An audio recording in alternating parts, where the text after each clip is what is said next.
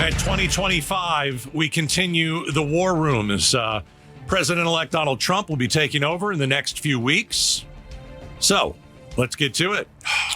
Of course, we've got Bruce, we've got Gaydos, we've got Chuck Coughlin, President and CEO of HighGround. Happy New Year. Happy New Year and happy Gulf of America. Right, exactly. Happy to be here. All right, Gayle Bass, film, TV, radio, you name it. Gayle, great to see you. Great to have Gayle Bass on the program. Thank you. That's a shout out to the old Gaydos. I like that. And Frank Milstead is joining us, retired colonel of the Arizona Department of Public Safety. Frank, how are you, my friend? I'm amazing. It's been a great new year. The kids were in town for the holidays. And very nice. Now they're gone, and I'm sad. And he's a newlywed. And hey, there you go. Congratulations. All good things. Thank you. That's fantastic. So yeah, no, I'm a lucky guy. Let's go over the fire. Ooh. Because let's figure this out. This is something that we knew would happen, not necessarily the fire, but the finger pointing. If you want to talk politics, we've got Trump blaming Newsom, we've got Newsom blaming other people. We've got finger pointing. We've got the Republicans who are blaming Democrats for the catastrophic fire that's just torn through L.A. Let me start with this question, because I saw this on social media all day long. People saying, if Trump were president today, he wouldn't help. If Trump were president today, I think it would change the level of help. We've seen that already. Why would it be different than the 4 years when he was president? You don't think he'd jump in and help? He wanted to know if your state voted for him before, that would determine his level of support. I think he would overhelp. I think he would help as much as he could just to embarrass Gavin. Well, okay, but he wouldn't be doing it out of any altruistic reason. Do it to embarrass Gavin Newsom. It's a moment. I mean, he doesn't miss moments. It's a media moment. It's about people, and I think he's kind of become the people president at this point. Well, he was president when Gavin was governor before. Right. So, and there was a disaster. So the question is, did he overhelp that? And that we could go on past experience. And just for the record, Karen Bass, who is the mayor. Of Los Angeles, yes. We are no relation. Okay, important safety tip. I'm glad we got that. I actually had my cousin who does, background on that. He goes, no, you're not related to her. Because when she was in Congress, I asked. And she's actually out of town. I think she's in Africa. Yeah, she was literally in Africa when this happened. That's not something she could just fly back from New York. No. I like the word altruistic, which was used earlier, because what I'd like to do is look at the donor files and the zip codes and align those up with the fire. There you go. I believe there'd be a lot of good Republican donors inside that zip code. That would be the reasoning then. But I mean, listen. How can you? You have a altruistic. Natural disaster. You have a fire that is devastating lives. Lives have been lost. We know 1,000, if not more, structures and homes have been burned to the ground. And I just question the motives of anybody that immediately makes it about politics at a moment like this. Amen. I think that's ridiculous. I called a friend who lives in the Inland Empire. This is Riverside, not affected yet, but he's a PR guy, and he knows everybody all around town. And I said, what's it like there? And he said, first of all, the air quality is bad. My friend who's at Magic Mountain, which people know, air quality is bad. It is. My friend who lives in Venice Beach, the skies are black. It looks like midnight, and he sent me a text this morning. But they said if you're not affected, you know somebody who is. I have family members who had to evacuate because of the Palisades fire. So this is yes, I do. Okay. So this is something that, coming as a Southern California girl, I'm thinking, how many rooms do I need to get ready? Yeah. In case somebody needs to come This is an American thing. visit. I just had my childhood friend, kid I grew up with in Ann Arbor, Michigan, who's a music producer in L.A., house burned to the ground last night in Pacific Palisades, called me because we're going to go see him on the 17th of this month, and we were going to stay in his beach house. He goes, hey, I got to take that back because we're probably going to be staying there. Did the whole thing burn down? It hasn't burned down yet. But the other house did burn that they just moved into. He's recently married to, I went to his wedding last year, and his new wife, and it's all gone. And I'm like, I'm so sorry. I extended as Gayle did. You're welcome to come over here. Yeah. I'll put you up. You can go down to Bisbee. We got a place in Bisbee. You can be wherever you want to be. You do? And yes, ma'am. We should talk. I love our great state. I love visiting all over. Bisbee's beautiful. Yeah, it is. So, I think, I was just going to say, just you think about your own home burning to the ground, your neighbors, your kids' school. Right. To me, it's just mind-boggling to think about that disaster. And I don't know what started the fire. I've not read or seen that. I don't know if anybody knows. But just the sheer trauma that goes through that community at such a wide level, I guess the reason I'm speechless is I can't imagine how that feels. No. Well, I hope this serves as a reminder to people who live here in Arizona, because I'm just waiting for us to have that next big fire again that's going to, like the Rodeo Sky. And I'm looking outside the window and looking at the winds right now. It is blustery here. Yeah, and it's cold. And you know somebody's going to have a fire in the fireplace or something, even if it's probably a no. I assume every night's a no-burn night until it rains. Yeah, and the other public policy consequence here is the insurance.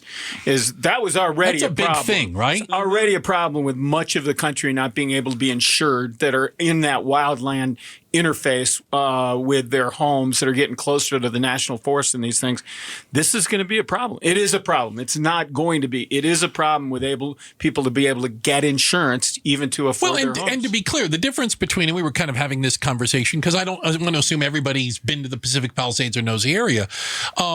This is mountainous. They're small mountains, but they're mountains nonetheless. Yeah. Mountainous region. There's canyons where there's nothing but vegetation. Will Rogers Park is in the middle of there. Yeah. It's where I go hiking. So this fire had a lot of fuel kind of to start burning before it made its way to these houses. Yeah. But to your point, Chuck, we were just seeing a piece about all the people whose home fire insurance had been canceled recently. To start the year.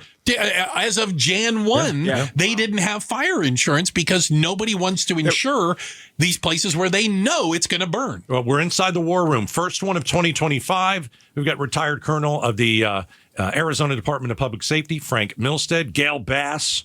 We've got Chuck Coughlin, the president and CEO of HighGround. We're talking about, a lot about the fire. Republicans are blaming Democrats. So Trump lashed out at Newsom and pointed a finger at state rules protecting endangered species, for limiting the amount of water that gets sent south of Northern California. Mm-hmm. We've got Newsom saying, hey, listen, I poured billions of dollars into forest management.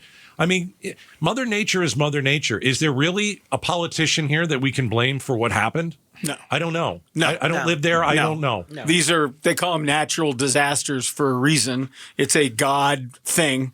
And this happens. Now, we can do a better job of, as Newsom has been trying to do, as everybody's been trying to do, Arizona, SRP here in Arizona, trying to do control forest growth and forest management and eliminating underbrush and doing those things. But a lot of those things have been happening ever since they had those devastating fires in Northern California. That it's been a policy change and a good one, one for the. Well, and you know they had a fire there recently in the Malibu area just a couple of years ago. I remember. Yep. So the idea that this is all overgrown.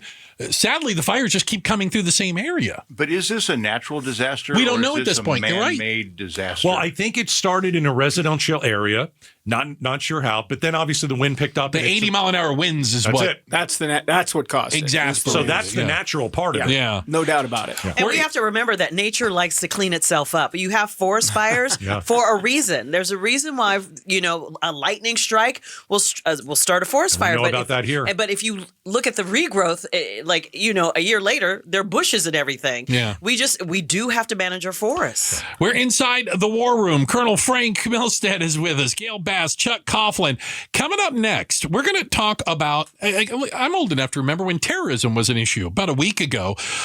In the wake of what happened in New Orleans, the concern and the level of concern. And, I'm glad we got Milstead with us because we can talk a little bit about, can you protect these large groups of people? We're talking about it next. Outspoken here on KTAR. Quick shout out to everyone listening in El Mirage, Arizona. The El Miragians. We appreciate your I don't know what to call them. Okay, it's a mirage that they're even there. Yeah, so thank you very much. Really? Miragites. So we have our group here inside the war room, Colonel Frank Milstead, Gayle Bass, Chuck Coughlin, and I'm really glad we've got Colonel Frank with us here today because what we saw when we saw the terror attack in New Orleans, roughly 10 days ago, and I apologize if I'm off by a day or two.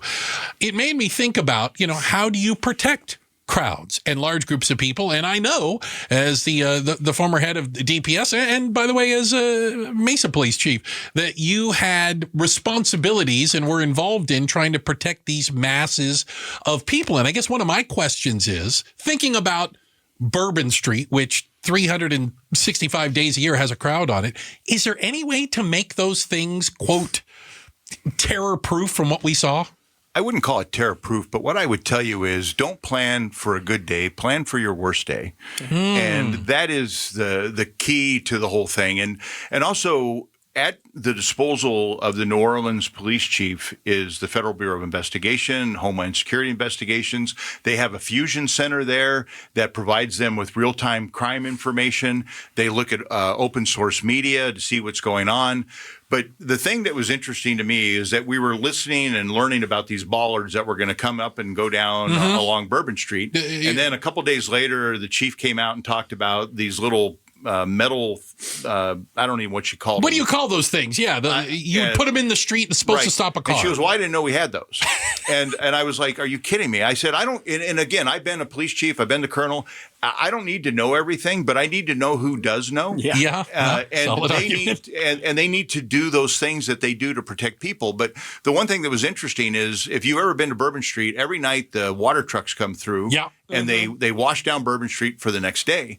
And if you're going to have a crowd there, and this isn't New Orleans' first major event. I mean, they've hosted NBA All-Star games, they've had Super Bowls. Yeah. I mean, they have football every number floods every year. Yeah.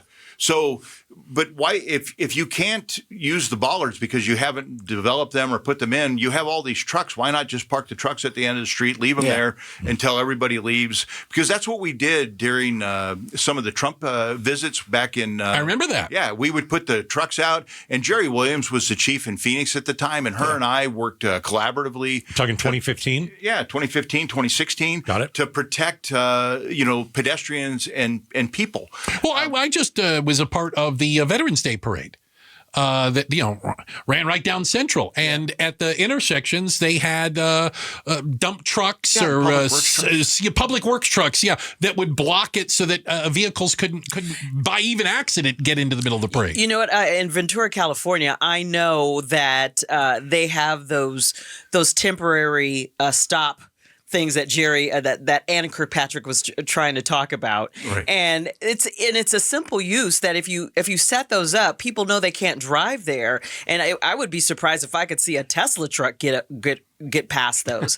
So I'm really surprised that they don't have those in New Orleans, but it's a government office. But remember what they put there? They just put a car. They put a police car. That's to deter people who are law-abiding citizens. It's not that doesn't stop a terrorist. We already know that. The phrase is we keep honest people honest with those. Yeah. And that's not what you're trying to. No, that's interesting. So you know that. That's not your worst day. Right. No, that's not your worst day. Right. And on New Year's Eve, to not have some sort of a massive truck parked there they blew it. Well, particularly after the Germany thing. I mean, people do copycat Christmas stuff, and that guy drove into the Christmas festival in Germany. Well, and killed you so say many that, people. but we've had instances around the world over the last 10 years of terrorists using a vehicle. Yep. There was one in Spain. Is that the one I'm thinking of, where the guy drove the box truck right down the street, running over people? Let's think of Charlottesville. That was an American on Americans. Yeah. So it could using be a car to go through a crowd. And that poor woman died. So the thing is that we have to think about bad people will do bad things. Agreed. Whether it's ISIS, whether it's a domestic terrorist, whether it's somebody super far right or super far left, bad people will do bad things. And so you have to prepare for your worst day, because it could just be somebody who's having a mental break. They may not be politically motivated. So we're on guard right now. Maybe we weren't on New Year's Eve. It doesn't look like New Orleans was, but we just got the news from Heidi that, there is a game to be played at SoFi on Monday night, between the Rams and the Vikings. The NFL wildcard game. All right. The contingency plan is to move that game, if it comes to this, to Glendale.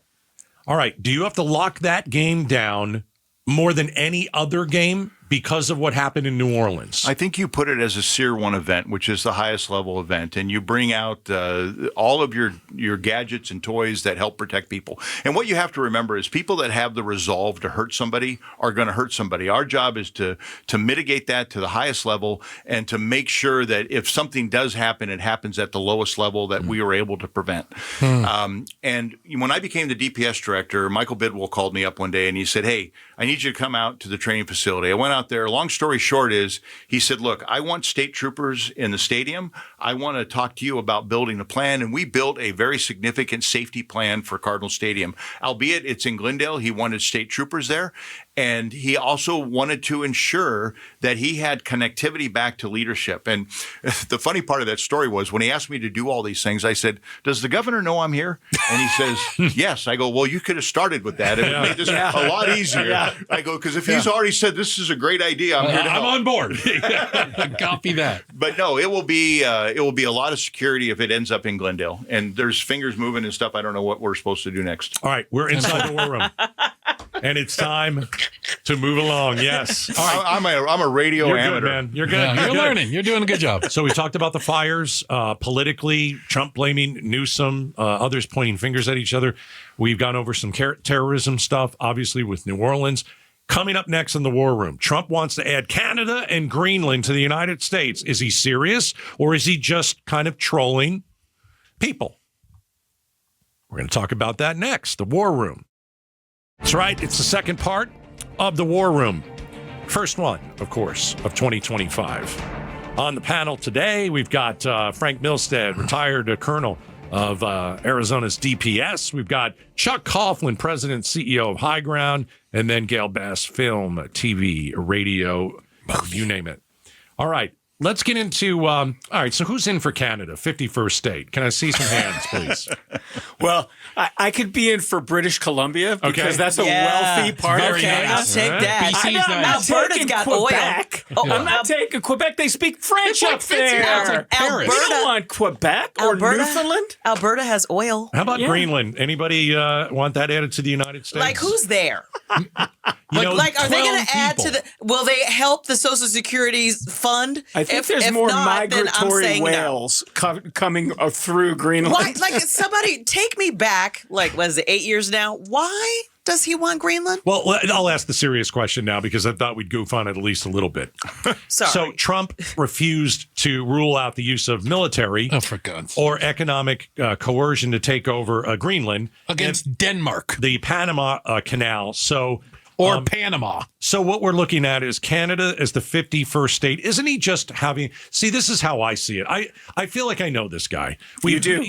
Since 2015. You do. Okay, we've been covering this guy. He's trolling them. That's it. He's doing the same thing with Mexico. He's like, what did he want? The Gulf of Mexico is the Gulf of America? He's not going to do that. He's trolling people. It's total theater. It is theater. He's not doing any of this stuff. Theater. This is what he loves to do. Right. Which is why I'm enjoying this beginning of the second administration even more. I'm enjoying the Because fact that we I'm can just immune spend to it 1 now. hour a week talking about the crazy because we don't talk about this the rest of the It's time. like he's it's just gonna full-blown do it, crazy. It's stupid, and it is what it is. It's funny. I think I'm it's funny. entertained by I it. think it's funny too.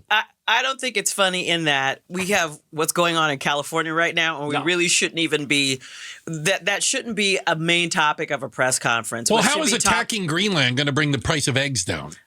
Well, didn't he say? Well, actually, that's going to be really hard Seal to do eggs. that. After he won, didn't he Seal say eggs. I can't do anything?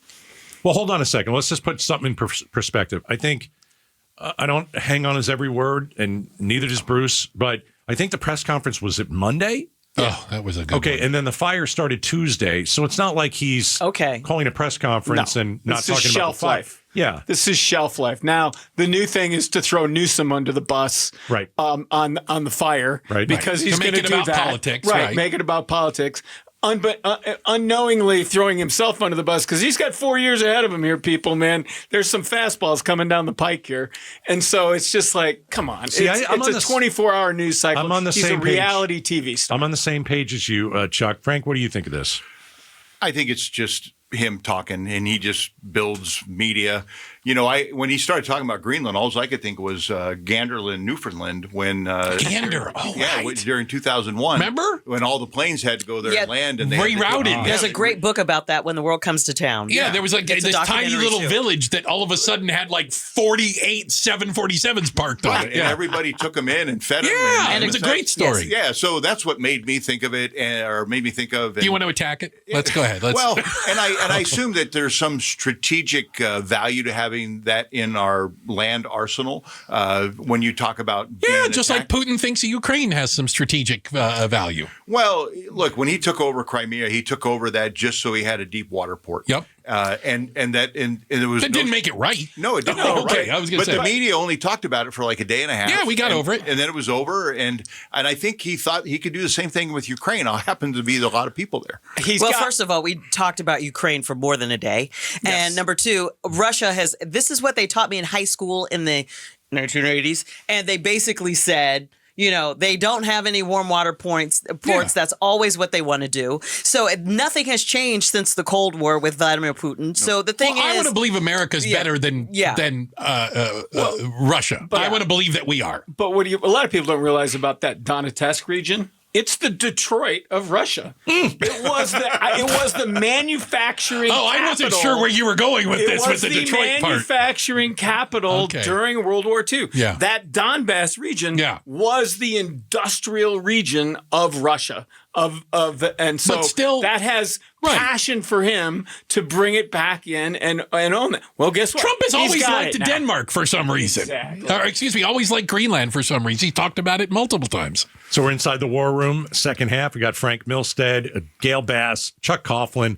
Trump wants to add Canada and Greenland to the United States. He wants to take the Panama Canal back. Yeah, yes. What are you going to do with Puerto Rico, though? We got to give them that back, right? We're not going to take that. I don't know. That's driving your insurance rates up because they keep getting hit with storms. One hurricane after another. What about Florida? Florida's bigger, and they can't insure it. Like people in California can't get insurance. Neither can people in Florida. To sink. I just want Florida to sink. It is slowly. That's a lot of red votes, though. That's a whole lot. I'm fine with that. But they attract so many people to move to Florida, and I don't understand how anybody likes the humidity or the bugs. We don't have bugs, and we don't have. They've got June bugs the size of eagles. It's amazing. You have to fence in your pool.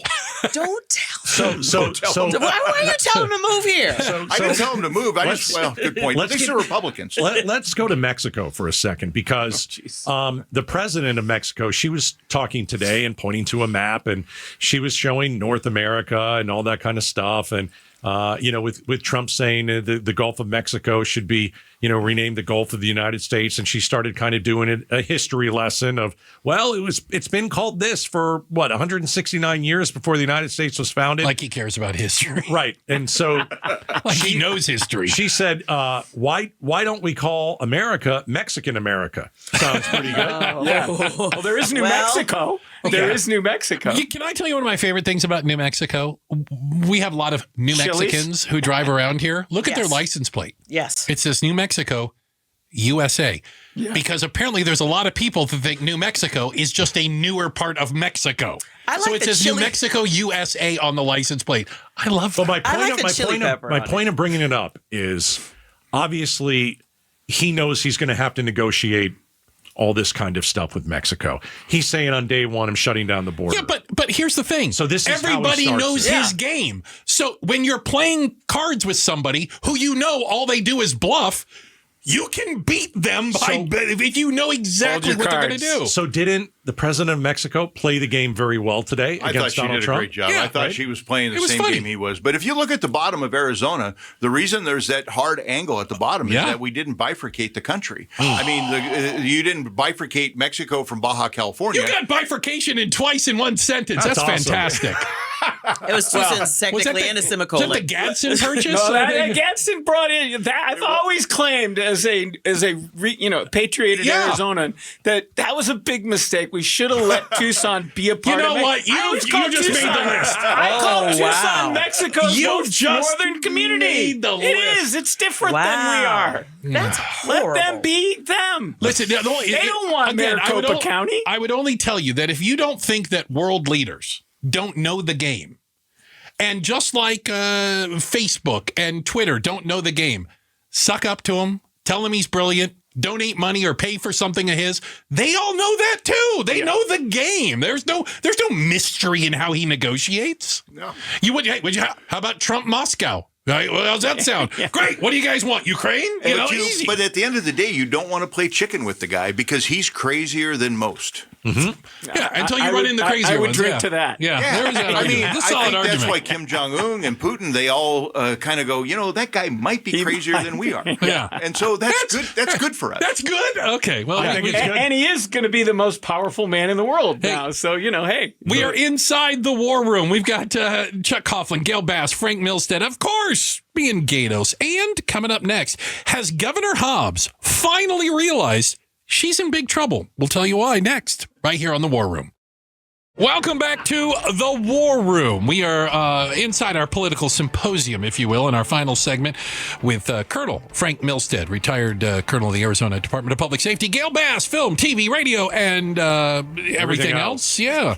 And Chuck Coughlin, the president and CEO of HighGround Incorporated. So recently, and this is where this came from, Gaydos and I both noticed there was this woman on the TV, and then I heard her voice, and I was like, "Oh my God, that's what she sounds like." And then they ran the little thing underneath, said it's Governor Katie Hobbs. I was like, she's come out of hiding. Katie Hobbs has been doing a little bit of the PR tour, Very and quiet. is that because she knows she's going to have a fight on her hands when it comes to re-election? I'll start with you, Chuck. Well, she's going to have a big January. We got a big January coming up. She's got her State of the State speech. I'll be glued to the whatever. Well, it's a big deal. Yeah, it's the first Tuesday after the first Monday, so it's a week. It's next week. Okay. Will be, and she's got. So they gotta put this education extension on the ballot. That the Ducey thing, which was 1, 2, 3 for public education, is expiring. That's got to get back on the ballot by May. So they have to get that done by the end of... But Chuck, when we're talking about... I want to talk big picture, and I appreciate that you're a policy guy. I know nothing about what you just talked about. I mean, we're talking about the race for governor, and it won't be decided by that. And I feel that. But I'm just kidding. Prop 123 is a big deal. Katie Hobbs has been, now maybe she's been hard at work with her head to the grindstone and doesn't have time. I just feel like we haven't seen or heard anything from her, and suddenly she's out there, and I wonder if she's feeling some of the heat from the Trump-endorsed Karen Taylor Robeson or from the Adrian Fontes feelers going around. Yeah, clearly the Trump endorsement of Karen Kanasik Taylor is a significant thing because that essentially delivers the Republican election to her if she doesn't somehow screw it up. So you can't count on a bloody Republican primary, which they had last time. And so, I'm better than the guy that just got their head handed to them. Right. So she's going to have a much more competitive election cycle this time. Other than vetoing some of the craziness. Yeah. Which a lot of people voted for. They said, okay, Carrie Lake, Governor or Katie Hobbs, at least she'll veto, take the red pen, veto some of the nutty stuff that comes out. Yeah. That's the good part. Other than that, I have no idea what she's doing. I have no clue. She did a significant investment in the state housing trust fund. So there's much more money available now in the state. Mean? Well, to get affordable housing into communities. Why doesn't she talk about that? Well, I mean, that's my point. I think she's not very good. If she's working hard, I don't know if people know what she's doing or if it's the types of things that matter when it comes to electing a governor. I just saw her at the Arizona Tech Council. They had a big gala and she was a speaker there. And I mean, the last time they had a governor there was Ducey. He came, I think, one time. But you make a great point. She was a speaker there. But guess what? Everywhere else, did she show up for Kamala Harris? Oh, no. Remember that? Yeah. Did she show up for Ruben Gallego? No, she doesn't show up for anything. I saw her standing there with TSMC, and that's big. Yeah, there is a little rift in the Democratic Party in terms of how they all get along, which is what a surprise. Not a shock, right? So there is a rift there. She expressed some independence on the Harris ticket, whereas the rest of the ticket was all about that. And so she's taken some risks there. Frank, what do you make of all this? Is she in trouble? Is she coming out? You've been in the world of politics, Frank. Look, I am disappointed with what's happened. I think you shouldn't vote a social worker in to be your governor. I think this is what you get. I just hope the future is brighter for our state. Ducey had put away $2 billion into the rainy day fund to make sure the state was solvent moving forward. And we've seen that money, go to other things. And everybody says the economy's bad, but you can't get into a restaurant. The streets are packed with cars. I don't know how the economy's bad and Arizona's suffering when there's not enough houses. You talk about affordable housing and all those things. The state should be in really, really good shape, and it doesn't seem to be. She'll be on point on this immigration issue this time. The sheriffs have come forward with a lot of money requests for enforcement of the thing that Arizonans just passed. She's going to be on. Thank you, guys. Well, I just to add one thing, just because she's a social worker doesn't make her incapable. So I don't think that's fair. Gayle Bass, Chuck Coughlin, Colonel Frank. I didn't want to get sideways with you today, Gayle. We made it to the last minute. Gayle loves everybody, but she's a truth teller, baby. Yeah, right. No, the last time I was here, she would grab my arm and go, "Don't say that." We appreciate all of you being a part of the first War Room of 2025 and sincerely hope you'll all join us back again at a later date. Thanks for watching Outspoken with Bruce and Gaydos. Tap to watch more from KTAR News and click the button in the middle to subscribe.